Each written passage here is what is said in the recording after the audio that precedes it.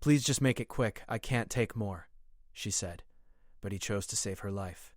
The wind never stopped on Red Mesa 9s.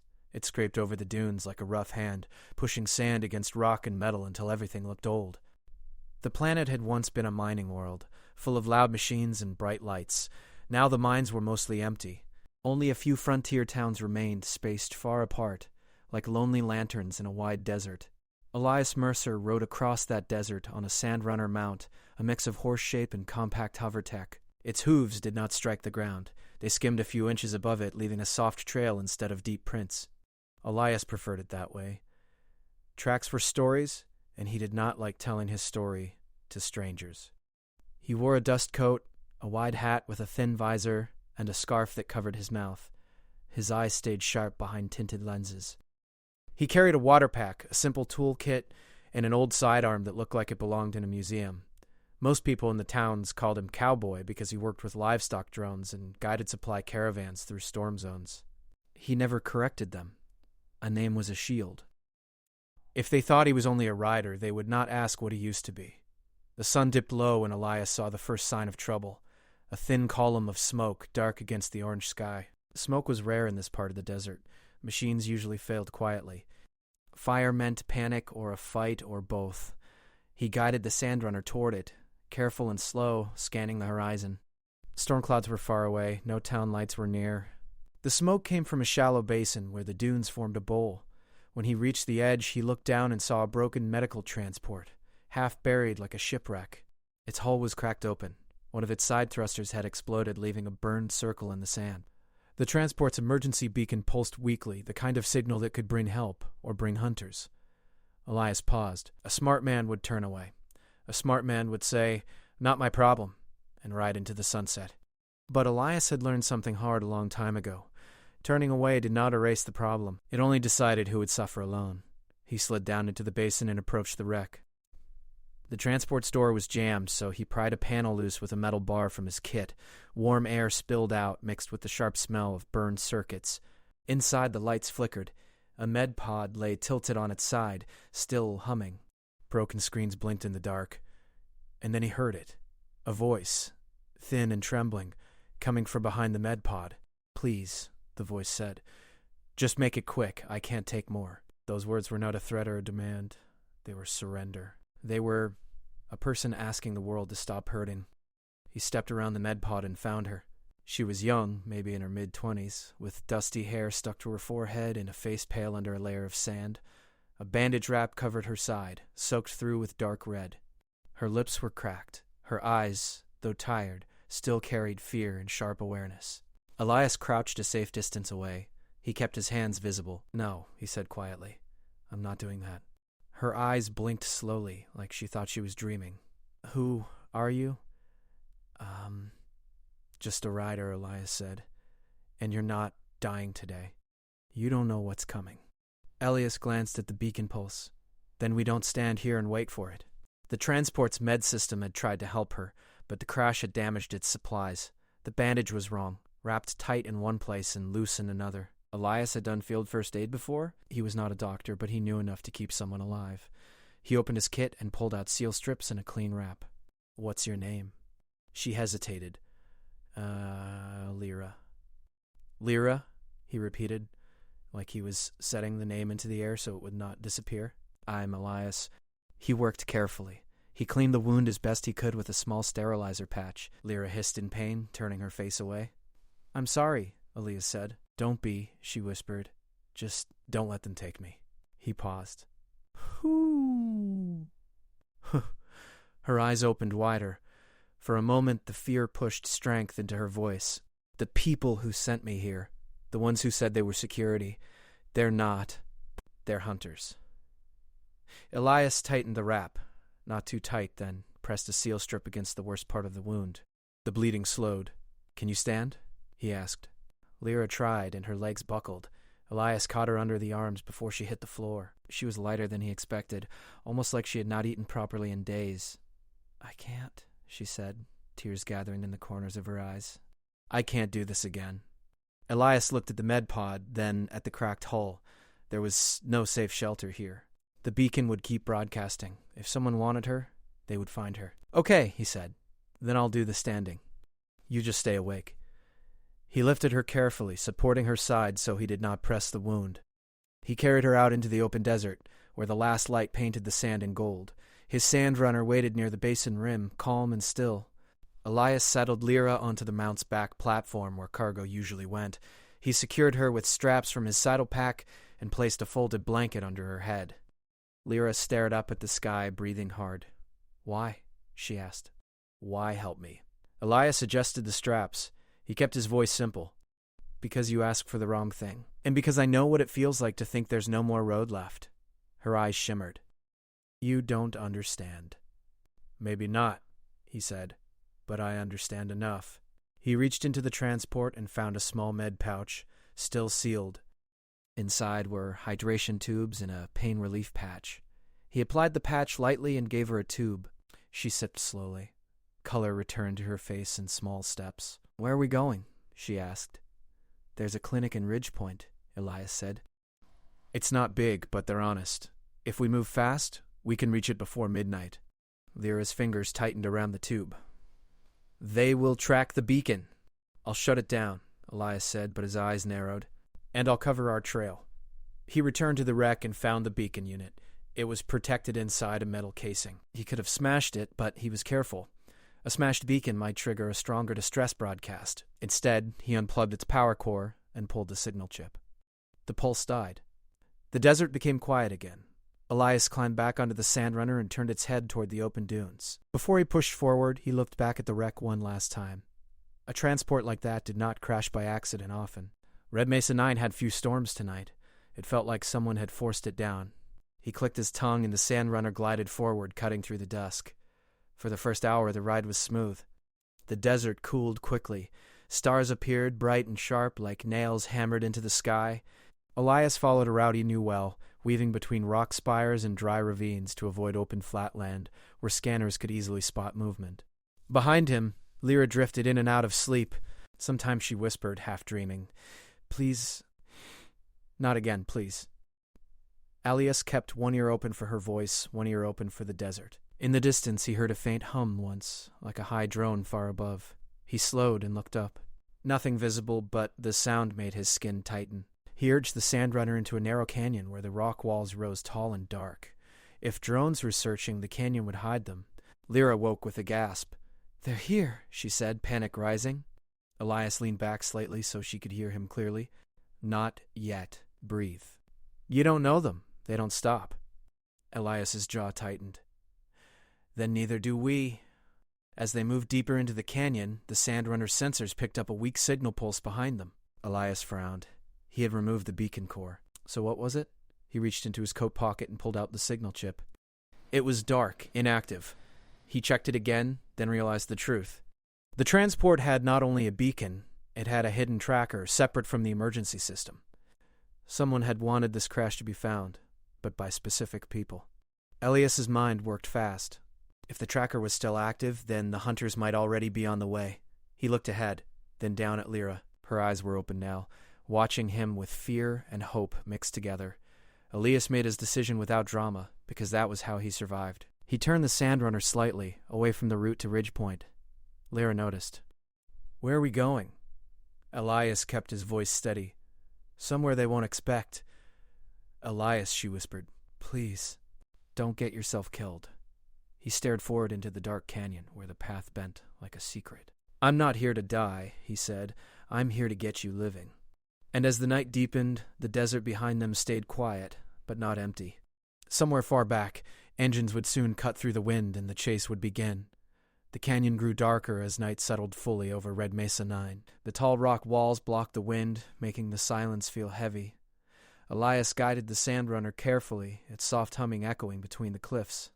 He had changed direction without explaining much, but Lyra understood enough to know they were no longer heading toward the nearest clinic. She shifted slightly, wincing when pain moved through her side.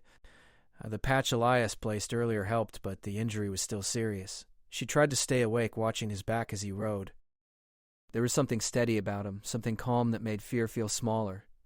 "You changed course," she said quietly. "Yes," Elias replied. "They will still follow. But they won't expect where we're going." Lyra closed her eyes for a moment, gathering strength. You don't understand who they are. Then tell me, Elias said. Talking helps keep you awake. She hesitated. For a while, only the sound of the sandrunner filled the air. Finally, she spoke again. I worked for a research group, she said slowly. Officially, we were studying medical regeneration, healing damaged tissue, repairing organs, extending life without machines. She paused, breathing carefully. But the company funding us, they didn't want healing for everyone. They wanted control. Elias listened without turning around. They forced us to change the project, she continued. Instead of open medicine, they turned it into something only the rich could access, something people would depend on forever. I refused to continue. I tried to leave. And they didn't like that, Elias said. No, she whispered. They said I carried knowledge that belonged to them. He had heard similar stories before. On frontier worlds, powerful groups often hid behind polite words like security or ownership. I stole my research, she said. All of it. The full cure. Something that could help anyone. That's why they're chasing me. The canyon opened slightly into a wide, rocky valley. Elias slowed the Imagine Ride machine and checked the sky. Far above, faint lights moved slowly. Drones. He guided the sandrunner under an overhang, hiding in shadow until the lights passed. Lyra noticed his tension. They're close, aren't they? But not close enough yet. He took out a small device from his belt and scanned their surroundings. The canyon walls held mineral deposits that interfered with signals. That was good. It meant trackers might struggle to keep a lock on them. Where are we going now? She asked. There's a town called Hollow Bend, he said. Small place. Old miners. They won't ask many questions. She nodded weakly. The ride continued for another hour. The stars above seemed brighter away from the open desert, framed by jagged rock edges. Lyra found herself watching the sky, feeling strange comfort in the silence. After a while, she spoke again. Why did you help me? Elias did not answer immediately. I used to ignore trouble, he said finally. Thought it kept me safe. One day someone needed help, and I rode past. Told myself it wasn't my fight. His voice stayed calm, but something heavy hid beneath it. I learned later that choice stays with you. Lyra looked at him differently after that. They reached Hollow Bend near midnight. The town was small, built into a shallow canyon with metal structures attached to rock faces. Dim lights glowed from windows. A few cargo drones rested near the entrance, charging quietly. Elias slowed to a walk. A man standing near a fuel station raised a hand in greeting. You're late tonight, the man said. Needed supplies, Elias replied. He did not stop long enough for conversation. He guided the sandrunner toward a quiet corner near a storage building. Lyra watched everything carefully. They will find us here, she whispered. Maybe, Elias said, so we don't stay long. He helped her down gently and led her inside a small workshop owned by an older woman named Mara. She looked at Elias with sharp eyes, but said nothing when she saw Lyra's condition. Instead, she cleared a table and brought medical supplies. You always bring trouble, Mara muttered. Only the injured kind, Elias said. Mara examined Lyra's wound with professional focus. You did good field work, she told Elias, but she needs proper treatment soon. I know, he said. They worked together to clean and reinforce the bandage. Lyra clenched her teeth but did not cry out. Afterward, Mara gave her warm water and a nutrient pack. You rest, Mara said gently. You look like you fought a storm. Outside, Elias checked the sandrunner and refilled supplies. The night felt too quiet. He walked toward the edge of town and climbed onto a low ridge. That was when he saw them. 3 small lights far in the distance moving fast across the desert. Not drones this time. Vehicles. Hunters invented. We leave now, he told Mara. She nodded without asking questions. He helped Lyra back onto the sandrunner. Her eyes widened when she saw his expression. They found us, she said. Yes. Fear flickered across her face, but she forced herself to stay calm. I'm slowing you down. You're staying alive, he said. That's the only speed that matters. As they rode out of Hollow Bend, a distant explosion echoed behind them. Elias glanced back and saw flashes of light near the town entrance. The hunters had arrived faster than expected. His jaw tightened. They attacked the town, Lyra whispered, guilt filling her voice. They chose that, Elias said firmly. Not you. He pushed the Sandrunner faster, heading toward rough terrain where vehicles would struggle to follow. The wind picked up again, carrying sand across the path. Behind them, engine sounds grew louder. The engine sounds behind them grew louder, cutting through the wind like sharp blades. Elias leaned forward slightly, guiding the Sandrunner faster across the uneven ground. The desert stretched wide under the pale moonlight, shadows of rock towers moving past them like silent watchers. Lyra held onto the side grips, trying to stay steady despite the pain in her side. The patch and fresh bandage helped, but the long ride and stress drained her strength.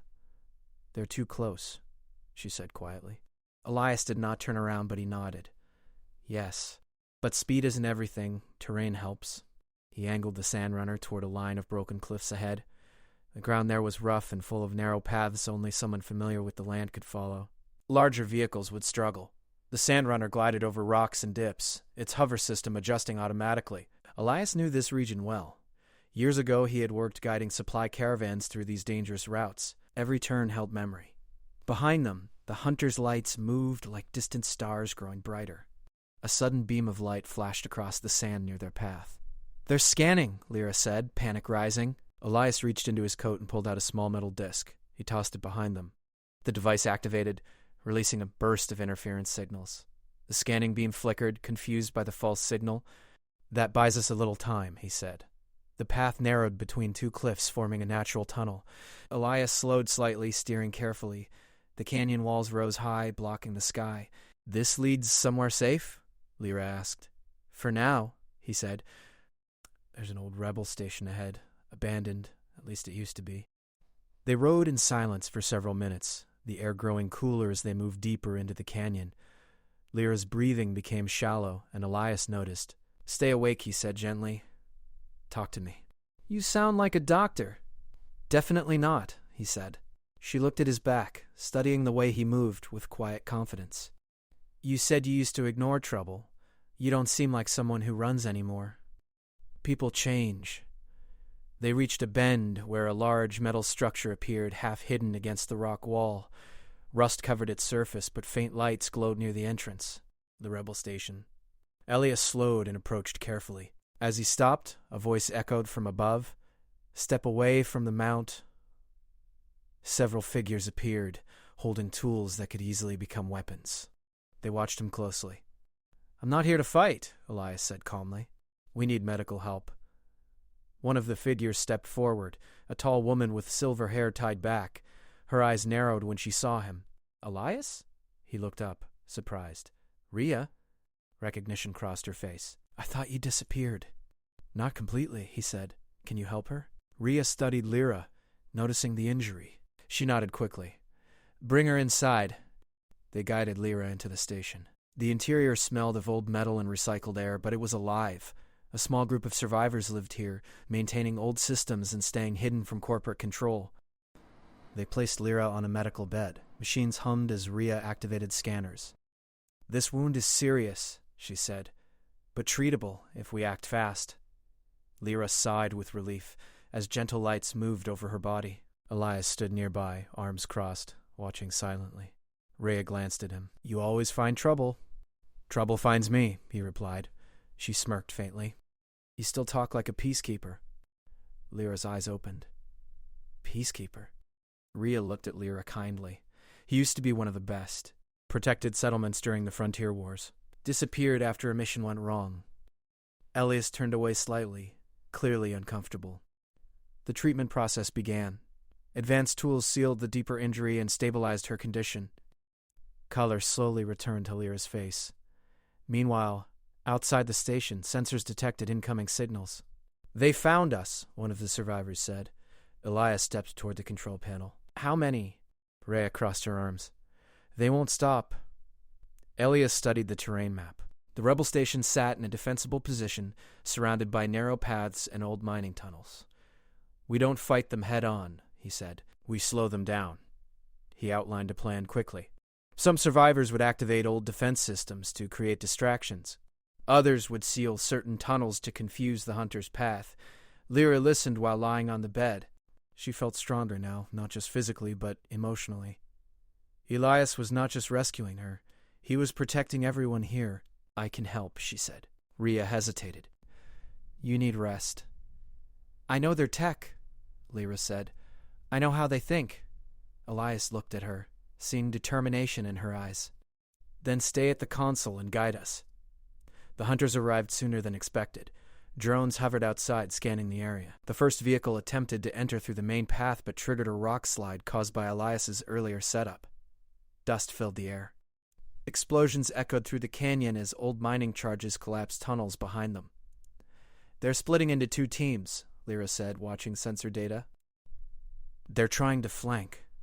Elias nodded. Then we make them chase ghosts.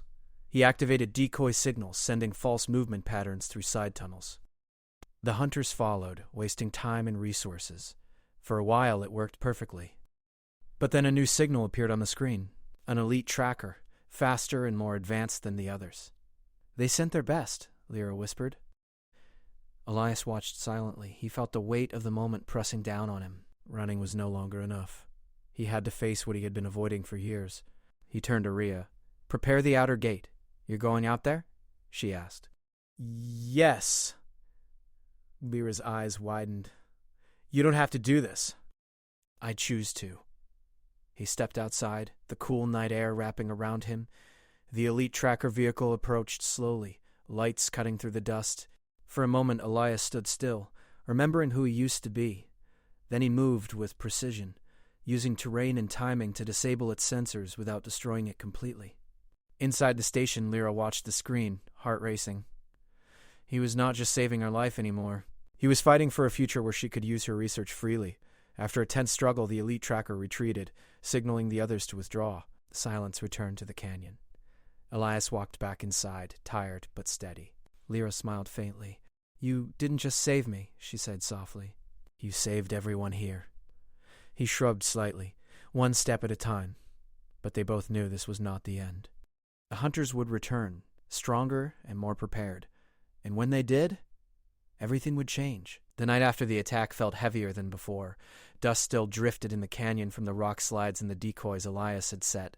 The rebel station was quiet now, but everyone inside knew the peace was only temporary. Lyra sat on a cot, staring at the lights on the medical console. Her side no longer throbbed with constant pain, but every movement reminded her that the danger was still out there. Elias leaned against a wall, arms crossed, listening to the low hum of machines. His mind was already moving forward, thinking through the next steps. The hunters would regroup. They would analyze what had happened and plan another attack. The only question was how fast. Rhea, the silver-haired leader of the station, approached him. You can't keep doing this alone, she said. Every time you go out there, you risk your life and everyone's safety here. But if I don't stop them now, Lyra won't just be in danger. None of us will be safe. Rhea studied him carefully. She had known Elias for years and understood the weight he carried. Then we fight smarter, not harder, she said. I have ideas for rerouting their trackers, permanently and masking your presence. Elias nodded. Good. We don't just want to survive. We want to end this. I can help, she said, her voice firm this time. They're tracking my research. If I guide the systems here, we can mislead them, maybe even expose the corporation behind this. Elias turned to look at her. For the first time, he saw her not as someone fragile or injured, but as a partner, someone brave and intelligent, capable of helping protect herself and others. Together, they worked through the night. Lyra interfaced with the station's network, rerouting signals and creating false locations. She marked the canyon routes with digital markers that would confuse any drone sensors. Elias and Rhea prepared defensive positions and tested escape tunnels. By dawn, the station was ready. The hunters arrived again, just as predicted. This time they approached with multiple vehicles and drones in formation, expecting easy prey. They were wrong. Elias waited in the shadows near the outer ridge. He knew every rock, every dip in the canyon. The hunters moved confidently, scanning for the station's lights, unaware of the traps waiting. As they entered the canyon, Lyra's signal decoys activated. Holographic projections of people and vehicles flickered along the paths, leading the hunters into empty tunnels. Explosions and rockfalls erupted as Elias triggered preset charges along dangerous ledges. The hunters' vehicles struggled to navigate, sending sparks and sand flying. Some drones lost contact entirely, unable to process the false signals. From the station, Lyra monitored the chaos. They're falling for it, she called out. Keep them focused on the wrong paths. Elias moved silently along the ridge, watching the leaders of the group. His eyes narrowed on the vehicle that carried the elite tracker, the one that had forced him to confront his past. He had recognized the emblem on its side, the corporation's insignia. This was the person who had forced him to vanish years ago. The betrayal had haunted him ever since. He had trained for this day without realizing it, preparing not just to save Lyra but to finally face the people who had caused so much pain. He leaped onto a narrow ledge, using a grappling hook to swing down in front of the tracker vehicle. The driver froze for a second, surprised to see a lone figure in the canyon. Elias was calm, but his movements were precise and deadly efficient. With a single maneuver, he disabled the vehicle's control panel, sending it skidding into the sand. Sparks flew, and the remaining hunters slowed down, confused. Back in the station, Rhea cheered silently, while Lyra's face lit with relief. "We did it," she whispered. "We really did it." But Elias knew better. This was only the first step. The corporation's influence extended far beyond this canyon. They would not give up so easily. He returned to the station as the sun rose, casting a warm orange glow over the desert. Lyra stood and looked at him, her eyes filled with admiration and gratitude. "I owe you my life," she said softly. "You don't owe me anything," Elias said. "I did what I should have done a long time ago. Sometimes helping someone is the only way to save yourself too. I never imagined anyone would risk so much for me, for us. It's everyone who needs a chance. That's what matters." Over the next few days, they worked together to secure the canyon and reinforce the rebel station. Lyra used her knowledge of the corporation's technology to create permanent blocks and false trails, ensuring that any future trackers would lead nowhere. Meanwhile, the people of the station began to trust her not just as a guest, but as a protector and ally. She was no longer just the injured scientist. She was part of the team, helping strategize and plan for the safety of everyone. Elias watched her with quiet pride. He had spent years alone, believing that solitude was the safest path. But now, he saw that saving someone else had brought more than danger. It had brought connection, trust, and purpose. One morning, a small group of scouts returned from the outer canyon. They carried news. The corporation's agents had retreated, but rumors spread among nearby colonies. People were beginning to question the company's methods. Lyra's research, once a secret, was now on the edge of becoming public knowledge. "We've changed something," Elias said to her quietly. "This isn't just about survival anymore. This is about hope." Lyra nodded, feeling the weight of her responsibility. "I want to release the work. Let it help everyone, not just those with power." Elias smiled faintly. "That's a brave choice. You're doing more than surviving. You're creating a future." The days that followed were tense but hopeful. They repaired old communication systems, sent coded messages to trusted allies, and prepared safe routes for refugees from other settlements. The rebel station became a hub for those seeking protection from corporate oppression. And all the while, Elias stayed by Lyra's side, guiding, protecting, and learning that life could be richer when shared with someone else. Finally, the day came when the desert was quiet, the hunters gone for now, and the canyon safe. Lyra stood on the ridge, looking out over the sunlit dunes. Elias joined her, the wind brushing against his coat. "You ready to leave this place?" he asked. She turned to him, determination shining in her eyes. "Yes, but not running this time.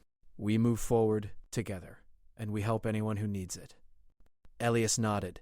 For the first time in years, he felt the burden of the past lift slightly. Saving her life had given him more than gratitude. It had given him purpose again. They rode out of the canyon together, not as a lone cowboy and an injured scientist, but as partners on a mission. Ahead lay uncertain paths, challenges, and dangers, but also hope, freedom, and the chance to make a difference. The desert stretched endlessly before them, bright under the rising sun, and for the first time, the horizon did not feel like a place to escape from. It felt like a place to go, side by side, toward a future they could shape. Somewhere beyond the dunes, colonies awaited, people who would hear Lyra's story and benefit from her knowledge. Somewhere beyond the horizon, the corporation's reach was limited, their control slipping. And Elias, once a lone rider, now had a reason to fight, not just for survival, but for something greater. As the Sandrunner glided across the desert, carrying them forward, Lyra whispered, "Thank you for not letting me give up." Elias glanced at her, a faint smile breaking his serious face. No one should ever give up when there's still a chance to live. And no one should face the world alone. The canyon behind them disappeared into the morning light, and the two of them rode on, ready to face whatever the galaxy had in store. The story ended not with a battle, but with a promise. Courage, compassion, and partnership could carve a path even through the harshest deserts. And together, they would keep moving forward,